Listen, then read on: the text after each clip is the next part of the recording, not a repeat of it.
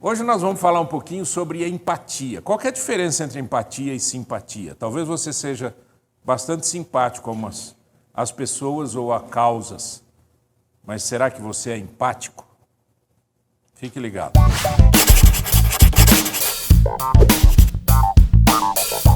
Ok, hoje nós vamos falar sobre empatia. Empatia é um dos pilares dentro da inteligência emocional. A gente viu alguns pilares e hoje a gente vai falar um pouquinho sobre isso. Empatia, eu sei que a gente sabe o que é, eu sei que você sabe o que é, mas de alguma maneira a gente precisa mexer um pouquinho em alguns aspectos. Esses são os pilares da inteligência emocional. Nós falamos sobre autoconsciência, autocontrole, automotivação, motivação. Vamos falar sobre empatia. Ok, então o que é empatia? Empatia tem a ver com a habilidade de reconhecer, compreender, sintonizar-se com as emoções de outras pessoas. É entender o que o outro está sofrendo, como ele está sofrendo, o que está acontecendo. É algo muito maior do que simplesmente dizer, poxa vida, que triste, hein? Que situação. Que é o que geralmente a gente faz, concorda ou não? Alguém chega para você e conta uma história, você fala assim, puxa, que situação. Vai ficar por isso mesmo também, né? Não vai fazer mais nada além disso. Mas, de alguma maneira, a empatia nos leva a responder àquela necessidade. Qual que é a diferença entre simpatia e empatia? Simpatia é pena. É aquilo que eu acabei de falar. Simpatia é você dizer, poxa, que triste, que chato. Olha, eu rogo a Deus melhoras. Ou que você melhore, ou, poxa vida, que alguma coisa aconteça aí na sua vida. Mas a empatia envolve a capacidade de sentir o que o outro está sentindo, de caminhar nos seus sapatos. Quanto que nós somos empáticos ou só simpáticos? Em relação à família, em relação a pessoas, amigos, em relação àquilo que a gente vai ouvindo, né? O quanto que a gente realmente está interessado ou não? Essa é uma pergunta muito interessante, né? Vocês já ouviram falar sobre neurônios espelho? Quem já ouviu falar sobre neurônios espelho? Ok. Neurônios espelho foi uma descoberta, por acaso, em 1994, na Universidade de Parma, na Itália, e esses pesquisadores, eles descobriram o seguinte, que todos nós temos neurônios, que são chamados agora de espelho, que acontece o seguinte, quando uma pessoa ela demonstra algum tipo ou de uma fisionomia, ou põe a mão na cabeça, ou vai tomar uma água, ou qualquer coisa que a pessoa faça, a outra pessoa tem as mesmas áreas do cérebro acionadas. Entendeu? A mesma área do cérebro que está acionando a pessoa a fazer uma careta, aciona na outra pessoa que só está vendo e não está fazendo careta. Essa é a ideia do neurônio espelho. E eles fizeram esse experimento colocando faces, né, com várias caricaturas. Não é caricatura, como é que fala assim? Careta mesmo, né? Fazendo essa. E em 2001, um grupo coordenado por Giovanni Buttino, também de Parma, e eles mediram a atividade cerebral dos voluntários enquanto eles assistiam a um vídeo que mostrava sequências de movimento de boca, mãos e pés. E dependendo da parte do corpo que aparecia na tela, o córtex motor dos observadores se ativava com maior intensidade na região que correspondia à parte do corpo em questão.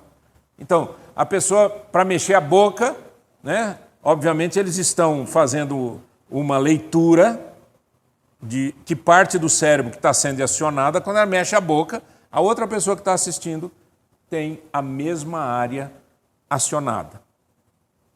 Daí as pessoas dizerem que os neurônios espelhos são responsáveis pela empatia. Porque a gente tem uma conexão gratuita. Eu percebo isso porque eu faço muita conversa um a um, e eu percebo muito isso, né? Às vezes eu ponho a mão na testa, a pessoa põe a mão na testa na hora. Ou a pessoa põe a mão no cabelo e eu começo a coçar a cabeça. É uma coisa interessante isso. E que, de alguma maneira, vamos dizer, biologicamente, é a nossa área empática. É a maneira como a gente se conecta ao sofrimento do outro, ao que está acontecendo com a outra pessoa. E eu quero então lembrar com vocês a parábola do bom samaritano. Lembram dessa parábola, não? Vamos ler um pouquinho, um pedacinho dessa parábola. Um homem descia de Jerusalém para Jericó, quando caiu nas mãos de assaltantes. Estes lhe tiraram as roupas, espancaram-no e se foram, deixando-o quase morto. Aconteceu estar descendo pela mesma estrada um sacerdote. Quando viu o homem, passou pelo outro lado. E assim também um levita. Quando chegou ao lugar e o viu, passou pelo outro lado. Mas um samaritano, estando de viagem, chegou onde se encontrava o homem e quando o viu, teve piedade dele. Aproximou-se, enfaixou-lhe as feridas, derramando nelas vinho e óleo. Depois colocou-o sobre o seu próprio animal, levou-o para uma hospedaria e cuidou dele. E no dia seguinte deu 2 denários ao hospedeiro e lhe disse: cuide dele, quando eu voltar, pagarei todas as despesas que você tiver. Essa parábola é uma parábola que tem muito conteúdo para a gente, bastante conteúdo. Então vamos aplicá-la, obviamente, na questão da empatia. Mas tem um conteúdo aqui muito interessante que é o seguinte: por que um samaritano? Por que um samaritano? Os samaritanos, a região de Samaria, tinha sido uma região ali em Israel, né? Hoje não chama mais Samaria, mas na época que chamava Samaria, aquela região tinha sido muitas vezes invadida por vários povos e por várias religiões. E eles se tornaram muito sincretistas, misturado, né? Religião misturada. E os judeus não gostavam dos samaritanos por conta disso, porque eles achavam que os samaritanos eram a pior espécie da face da terra. E quando Jesus conta essa parábola, ele diz: olha, um homem, é uma parábola, um homem foi assaltado, machucado, está caído, passou um sacerdote. Quem era a figura mais importante na época de Jesus para os judeus? Era o sacerdote. É a figura mais importante. O sacerdote ele tinha não só a figura religiosa, mas era uma figura política, era uma figura de liderança social, etc. Passou, e diz o texto que ele olhou e foi embora. Aí passou um levita. Quem que eram os levitas? Os levitas eram aqueles de onde saíam os sacerdotes. Era uma tribo de onde saiu o sacerdote. Mas saíam todos os cantores, todos aqueles que cuidavam do templo, todos aqueles que cuidavam do louvor, etc. Eram todos levitas. E ele viu e passou pelo outro lado. Quem é que parou? O samaritano. Foi uma provocação que Jesus fez para os judeus, dizendo: olha, o único que parou foi um samaritano. Esse que vocês odeiam. Vocês não vão com a cara. Eu quero que você pense um pouquinho nessa questão. Hoje em dia, a coisa está muito feia no mundo inteiro, não está? Guerras, rumores de guerras, pestes, problemas graves que a gente tem na economia no Brasil e fora do Brasil. Existe toda uma decadência moral exacerbada. Nos meus 65 anos de vida, eu nunca vi tanta imoralidade. Nunca vi. Eu nunca vi tanta coisa exposta, né? E, ao mesmo tempo, a quantidade de gente sofrendo. A quantidade de pessoas perdendo trabalho e vão perder mais. A gente tem que ficar de olho nisso, porque algumas profissões vão começar a desaparecer, como já começaram a desaparecer. E isso tudo vai gerando também problemas econômicos graves e problemas de pessoas que estão passando necessidade, certo? A grande pergunta que a gente faz é a seguinte: no meio de tudo isso, qual que é a nossa reação ao sofrimento alheio? Qual que é a nossa reação ao sofrimento de pessoas dentro da nossa casa? Começar dentro de casa, vamos falar disso, né? Vários de vocês aqui, que se têm pais vivos, sabem muito bem o que eu vou falar agora.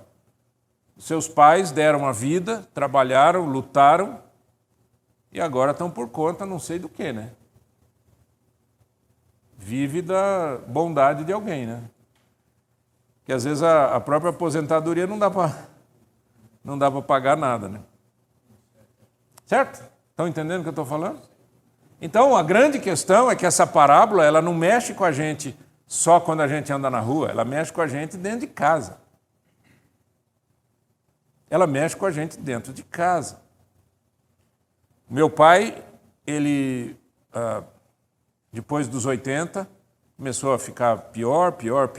83 ele foi piorando, e até ele falecer, ele perdeu a memória, um monte de problemas físicos, não andava mais, precisava de gente para cuidar, para limpar, para lavar, para fazer a barba dele, para cuidar dele.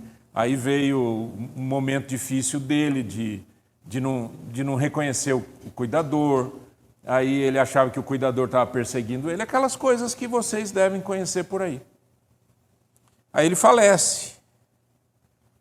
Aí é a vez da minha mãe. Aí a minha mãe para de andar, e aí fica absolutamente dependente, né? Dependendo de gente para limpar, para dar banho, para cuidar, tira daqui, põe ali, tira daqui, põe na cadeira de rodas, dá comida, né? Cuidado para não engasgar, até ela faleceu ano passado. Nesse período todo, o que eu e meus irmãos fizemos? A gente teve que cuidar das coisas. Tinha época que era muito complicado enfiar a mão no bolso para a gente ratear a despesa da casa e com cuidadoras que cuidavam da minha mãe, do meu pai, né? E muitas vezes, no meu caso, eu tirei um dinheiro que não era meu, que era do banco, que era do cheque especial, para poder mandar, para poder cuidar, para poder sustentar.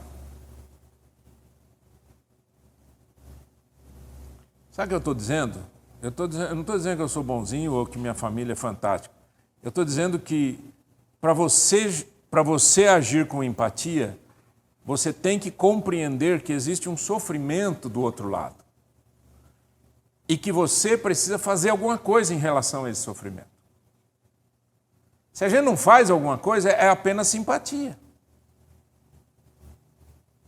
É apenas falar, chato, né? Tadinho, né? Judiação. Certo?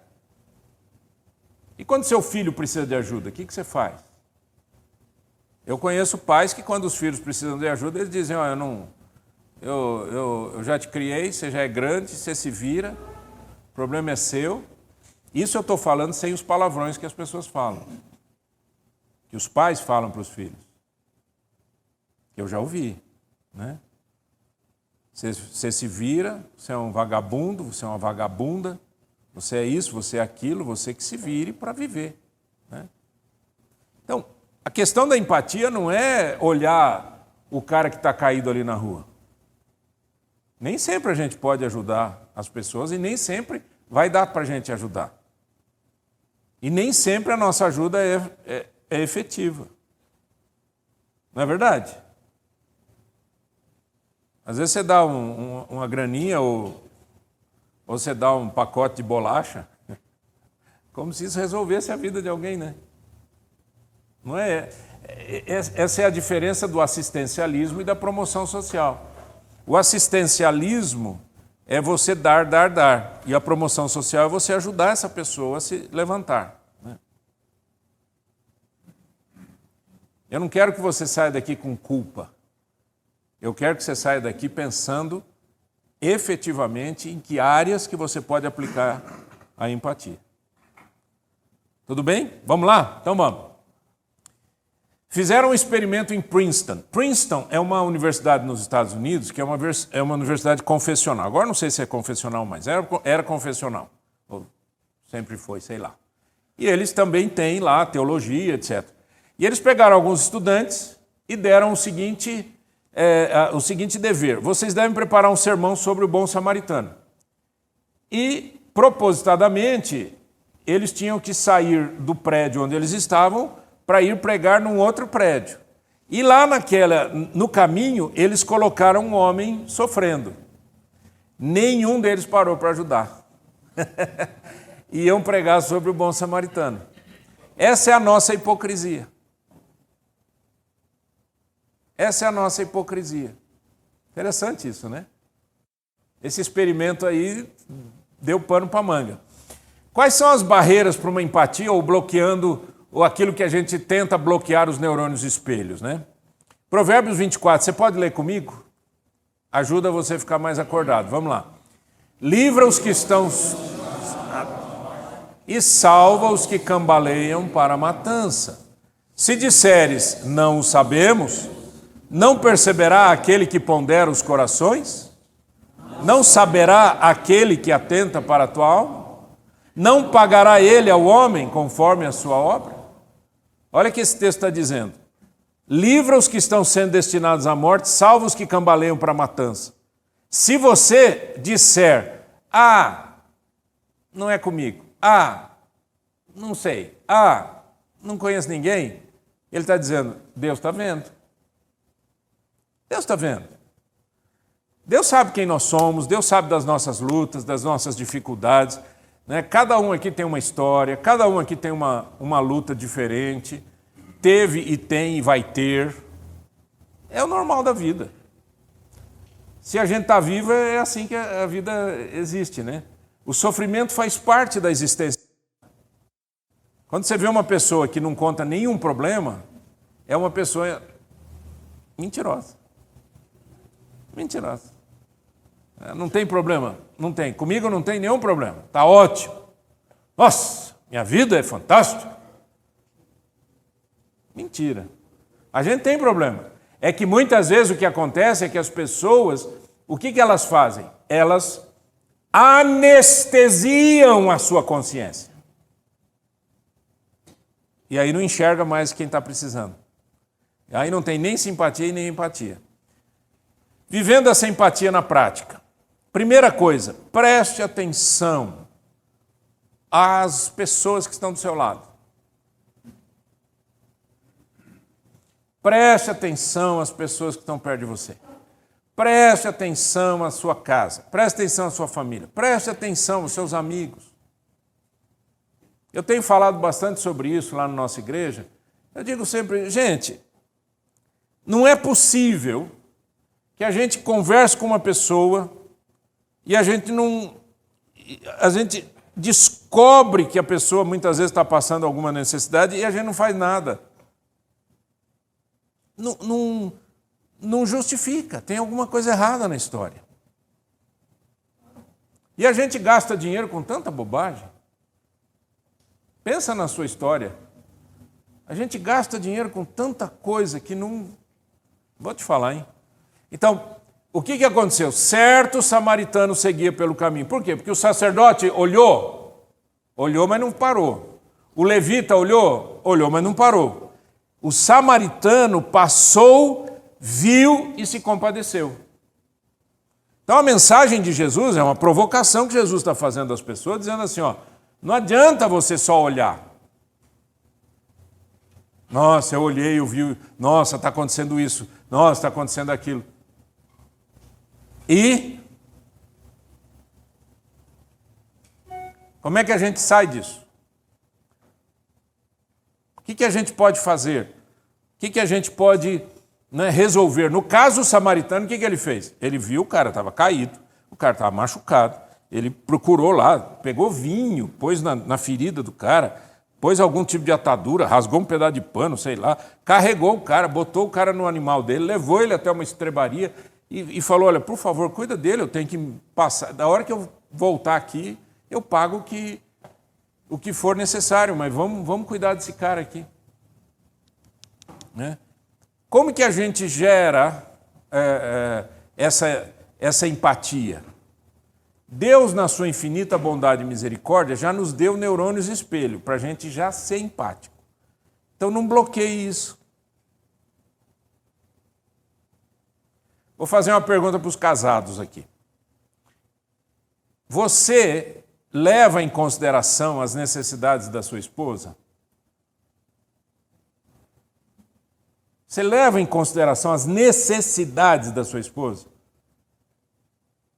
Você consegue ler o que está acontecendo com a sua esposa? Tem gente que acha que casamento é assim, ó. Casei quando era jovem, aí a gente vai mantendo esse casamento aos trancos e barrancos, aí vem os filhos, aí a gente educa os filhos, cresce os filhos, aí a gente não vê a hora de ficar sozinho para os filhos irem embora e a gente ficar em casa. Aí os filhos vão embora e você não aguenta a sua esposa. E a sua esposa não aguenta você. Porque não houve parceria, amor, empatia, graça, vontade de cuidar um do outro, né? Sonhar o sonho do outro. Eu desenvolvi na minha vida uma coisa muito... Eu me orgulho disso. Eu vou falar que eu me orgulho disso. Eu desenvolvi uma coisa que se chama atenção. Se você falar uma coisa para mim, eu presto muita atenção no que você fala. E se você falar para mim, eu te ligo às 8 horas eu estou te aguardando. Nem 8h01, nem 7h59. Às 8 horas eu estou esperando você me ligar. Pode fazer aquela pergunta. Acontece dos caras cumprirem? Eu vou dizer... Muitas vezes não. Porque parece que a gente foi treinado a fazer o seguinte. Aprenda a pedir desculpa. Não é assim que a gente faz? A gente chega atrasado e diz o que? A gente a desculpa já está na cabeça. Cara, desculpa. Ó, trânsito. Pneu. Rapaz, poxa, gente, queria estar no horário, hein? E essa minha atenção eu desenvolvi com a minha esposa. Qualquer coisa que a minha esposa fala, eu decoro imediatamente. Eu registro na minha mente, imediatamente, está registrado. Se é uma necessidade dela, se é um desejo dela, se é alguma coisa que ela gostaria de comer, eu já registro. E às vezes eu vou no supermercado, trago a compra, alguma coisa... E aí eu mostro para ele, ó, trouxe para você. Nossa, como que você descobriu? Eu falei, eu ouvi você falar. Eu presto atenção. Não adivinhei, não. Eu presto atenção. E eu acho que prestar atenção é uma coisa muito legal, é um exercício muito legal para a gente exercitar a empatia. Presta atenção. Olha o que está acontecendo. Ouça. Presta atenção na pessoa que está pertinho de você. Não fecha o filtro, não fecha os seus olhos, não tampa o seu ouvido. Preste atenção. Segundo, procure entender a outra pessoa. Quais são as razões, pelo que essa pessoa tem passado, quais são as lutas que ela tem enfrentado, qual o seu histórico de vida. Presta atenção. Como eu falei, cada um de nós tem uma história. Mas tem gente que parece que tem uma história que eu vou te falar, não é verdade? Não é? É difícil, a história é difícil. Luta, angústia, dor. A pandemia criou muitas histórias de tristeza, né? Muitas histórias de tristeza. Quer ver? Quem aqui perdeu algum amigo chegado na pandemia? Levanta a mão. Olha, gente, é bastante, né? Ah, eu esqueci de levantar a minha mão. Perdi alguns amigos.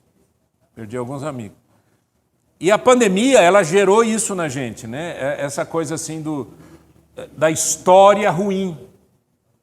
É a pessoa que ficou entubada, é a pessoa que ficou internada, é a pessoa que teve um erro, não sei o que, é o outro que morreu. Aí morreu. Outro dia alguém me contou isso, acho que ontem, antes de ontem, alguém me contou isso. Que morreu uma pessoa, 15 dias depois morreu a outra. Quer dizer, era o marido e a mulher. Né? Muitos casos assim que aconteceram, né? Morre um, morre o outro, morre um, morre o outro. Mas quem não morreu também teve problemas, perdas.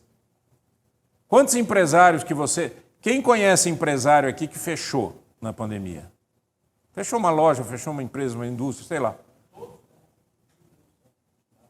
Não é de fechar mesmo, de não voltar mais, né? E essas pessoas, o que a gente faz com elas? Se a gente não tiver uma palavra de amor, uma palavra de esperança... Porque, gente, a gente não ajuda só com dinheiro. Dinheiro é a parte mais fácil de ajudar. O difícil de ajudar é dar um conselho legal, é orar pela pessoa, é abraçar a pessoa, trazer a pessoa perto de você, é convidar a pessoa para tomar um café. Faz uma diferença, hein? Quando alguém chama a gente para um cafezinho, não é gostoso? Eu gosto. Então vocês estão prestando atenção no que eu estou falando? Eu gosto.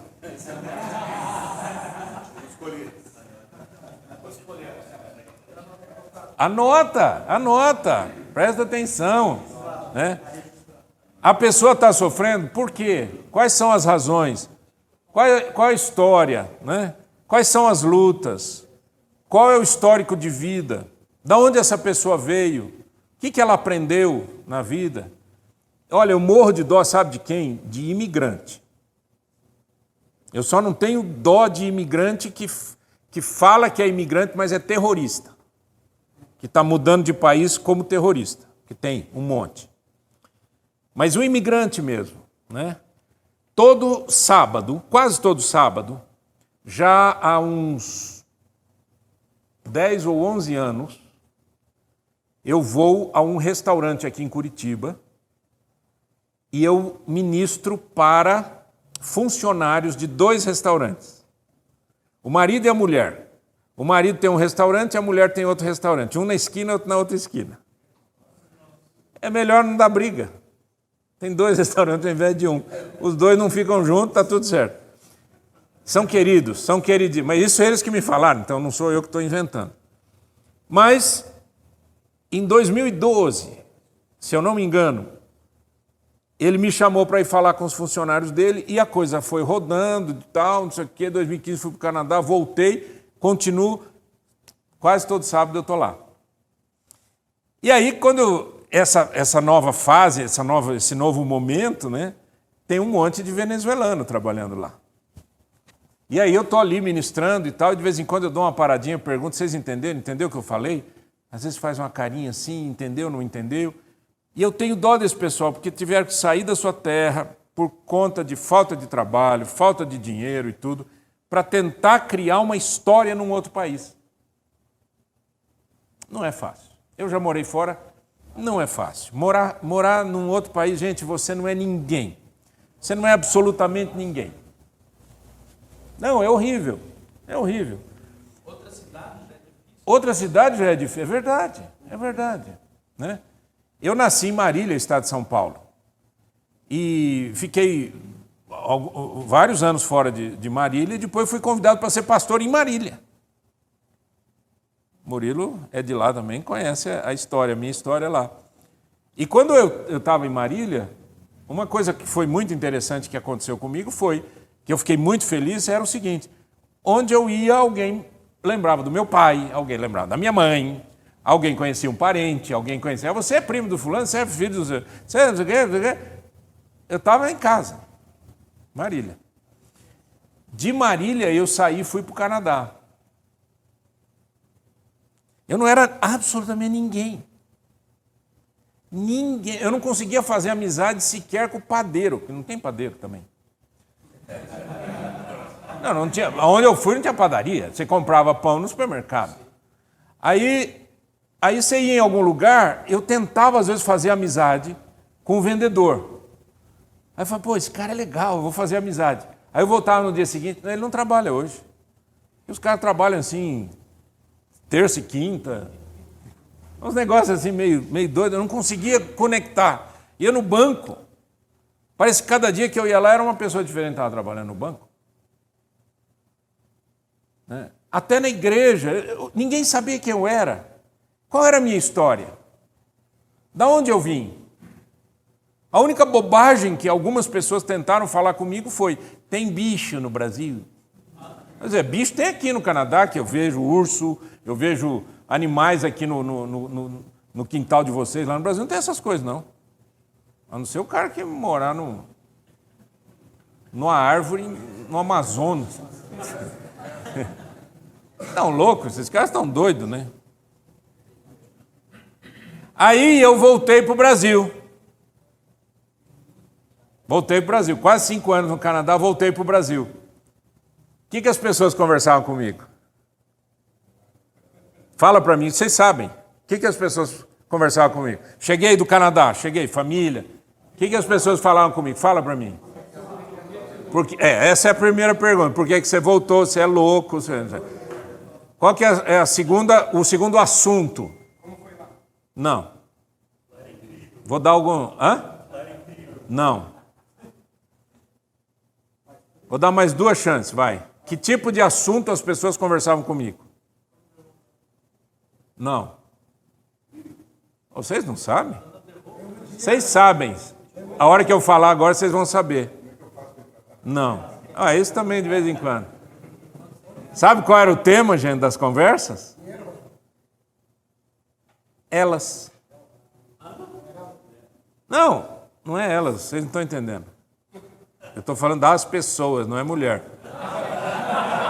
As pessoas, elas. O que eu quero dizer é o seguinte: ninguém se interessava pelo que eu tinha passado 5 anos lá. Ninguém perguntava o que eu tinha passado, o que eu não tinha passado, o que eu tinha aprendido, o que eu não tinha aprendido. As pessoas falavam delas. Só delas. É isso que a gente faz. A pessoa só fala dela. Eu olhava para minha esposa e dizia assim: a gente saiu semana passada aqui do Brasil, não? Ninguém pergunta o que aconteceu com a gente em 5 anos. Ninguém quer saber nada. Minha esposa olhava para mim e dizia: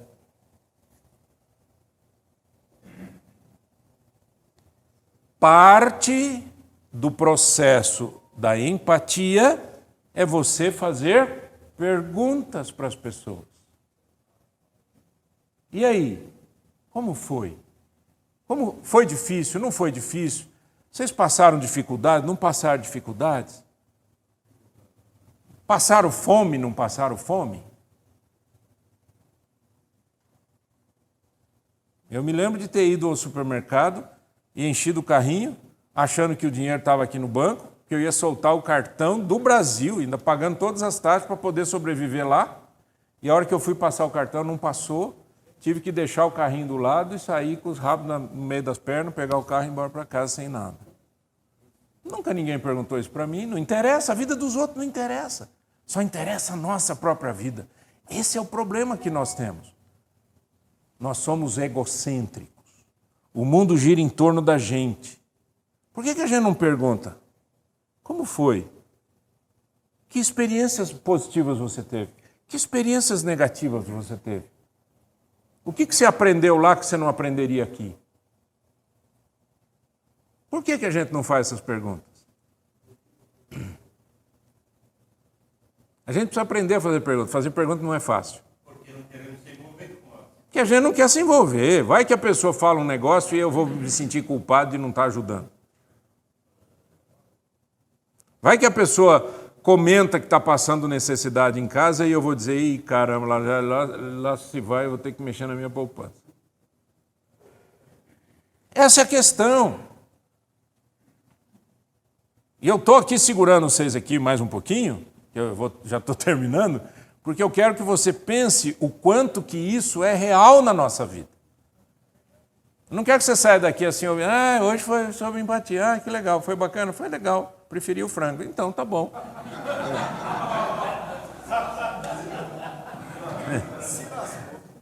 Entende o que eu quero dizer? Preocupe-se com o outro, pergunte o que está acontecendo com o outro.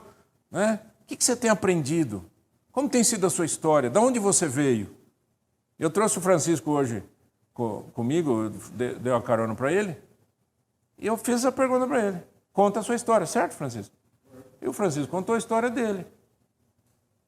Chega a tremer minhas pernas de ouvir a história desse moço. Ué, 65 para 69 é só 4 aninhos, nós somos só 4 anos de diferença. É bom, né? Você já se sentiu melhor, você vê, já é uma atitude de empatia. Mas ele tem uma história incrível, né? Assim como você tem uma história incrível. Terceiro, coloque-se no lugar da pessoa. Eu gosto desse texto, Romanos 12, diz assim: alegrai-vos com os que se alegram. Para aqui. Essa é a parte mais difícil. Chorar com quem chora é mais fácil. Alegrar-se com quem se alegra. Você compra um carro novo, seu amigo olha para você e diz assim, tá roubando, hein?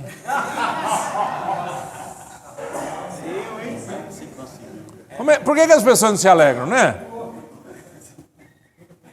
Tem um amigo nosso aqui que frequenta a Palavra de Homem, frequenta a nossa igreja, o Valdemir, na Itália. Ele falou assim, quando ele viajou, ele falou assim, pastor, até dia 25. Eu falei, 25 de que? De dezembro. Eu falei, ô louco, você vai ficar bastante tempo lá fora? Vou, e depois eu vou fazer assim, não sei o quê, e depois eu volto de navio. Sabe o que eu senti? Não, eu vou ser franco e eu não vou mentir. Sabe o que eu senti? Alegria por ele. Porque eu falei, gente, é muito gostoso um troço desse. Ele vai com a esposa, vai com a filha, vai curtir, tem condições, Deus abençoe, vai curtir, vai passear e volte feliz. Alegrar-se com os que se alegram é muito difícil, porque o raio da inveja bate. O raio da inveja bate, você diz assim, caramba, eu nunca saí de Curitiba.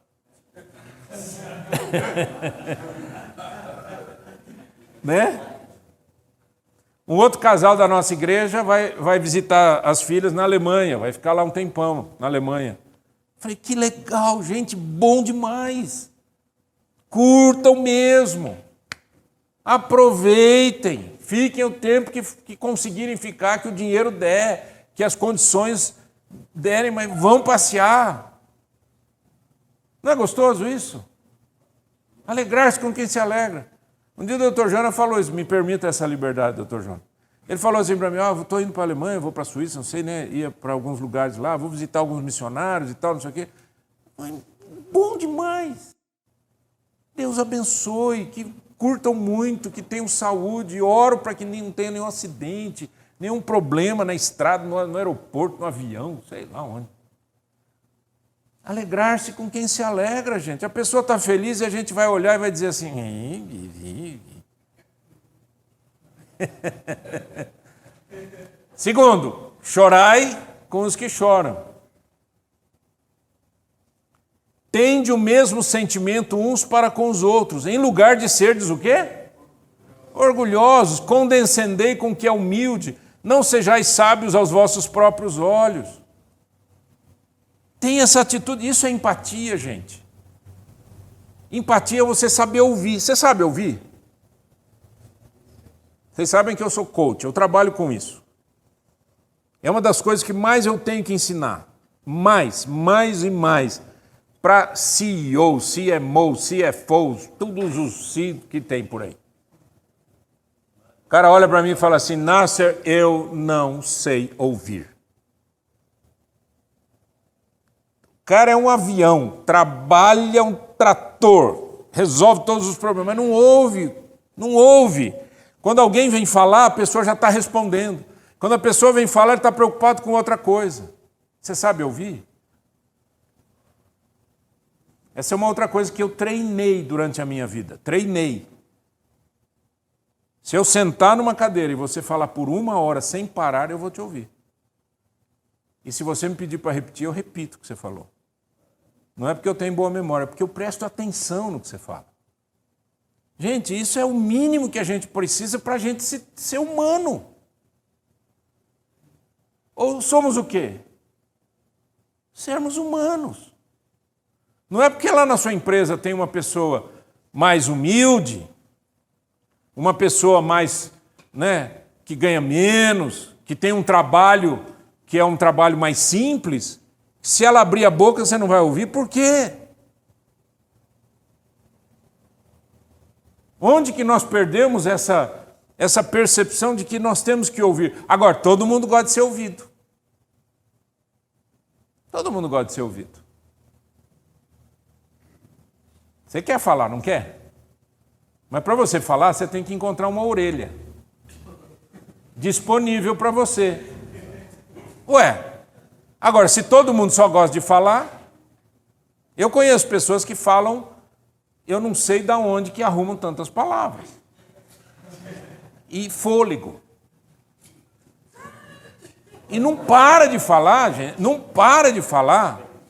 Tem um ditado popular feio que diz que quem fala demais dá bom dia a cavalo, né? É feio falar isso. Mas eu acredito plenamente. A pessoa fala, e junta um assunto, e depois fala que é as mulheres que falam. Eu estou falando de homem. E fala, e junta um assunto no outro assim, ó. E a hora que você fica assim, agora eu entro. Parece assim, pular corda, sabe pular corda? Você fica assim, ó, agora eu vou. Agora, a hora que você fala, então, aí a pessoa olha para você e diz assim, foi muito bom conversar com você, estou precisando ir embora. E ó, rapa fora, gente. Que coisa mais chata isso, né? Faz parte da empatia ouvir. A gente chama de escuta ativa. Escuta ativa. 100% presente. Preste atenção quando alguém fala. 2 ouvidos e uma boca. A Bíblia diz, todo homem seja tardio para falar, tardio para se irar, pronto para ouvir. Isso é bíblico, Tiago. Esses dias uma pessoa lá na nossa igreja falou assim para mim, sabe, pastor, a gente veio de uma igreja, não quero falar mal da igreja, eles nem falam nem o nome da igreja, que é para não pecar. Eu falo, tudo bem, eu entendo isso. Então, pastor, mas vou te falar, hein? A gente às vezes tentava se aproximar do pastor e o pastor ficava assim, Ô, fulano, tudo bem? Aí, ó. Ô, irmão, dá licença aqui, eu tenho que conversar com não sei quem. Eu conheço, pastor é assim. Ô, raça. Conheço, eu sou pastor há 40 anos. Conheço, é uma raça que eu vou te falar. A gente tem que levar muita bordoada na cabeça para a gente dizer 1 minutinho. Essa pessoa precisa de mim. Ela não tem, eu não estou aqui para ouvir porque ela tem alguma coisa para me dar, mas eu tenho algo para compartilhar com ela, que é a minha empatia. Eu já contei para vocês, eu vou terminar com isso. Em Marília, eu fui pastor de 2 igrejas diferentes. E tinha uma senhora que ela teve um problema muito sério depois do parto, etc. Depois desencadeou um monte de problemas psicológicos e tudo. E era uma pessoa daquelas que, quando vinha conversar comigo, não tinha mais para ninguém. Ela não dava espaço para ninguém. Certo? Então, terminava o culto, ela vinha com a Bíblia aberta. Pastor, que não sei o que, e era um problema e era outro. E era assim, confusão mental e tudo. E eu parava, ouvia. Tinha gente que falava assim, fazia assim para mim de longe. Tinha gente que mandava recado pela minha esposa dizendo assim, fala para o pastor, dá um chega para lá naquela mulher lá, que a gente não consegue falar com o pastor. Eu ouvi isso muitas vezes. Eu dava atenção. Quando eu fui para o Canadá, essa moça ficou lá e tal. Moça, eu chamo de moça todo mundo, né? Um jovem. Uma senhora. E o pastor que ficou lá no meu lugar, ele não tinha paciência com ela. E não só não tinha paciência, como quando ela vinha trazendo as confusões, gente. Imagina uma pessoa confusa ler um texto da Bíblia. Imagina a quantidade de confusão que ela faz com aquele texto. Que se você não ajuda, ela cai no hospital na semana seguinte. Okay? E esse pastor começou a dar dura nela. Dura é assim, tipo, você se vira com isso daí, para de frescura, para com isso, para com aquilo. Ela ligou para mim no Canadá. Muito triste, muito angustiada, etc, etc. Pouco tempo depois ela caiu no hospital. Pouco tempo depois ela morreu.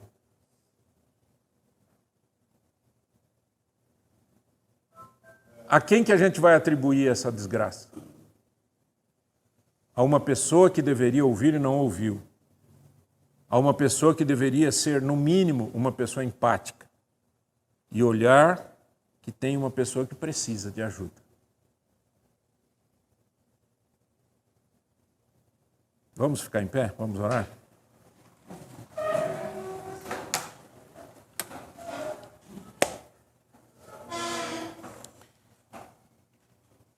Senhor,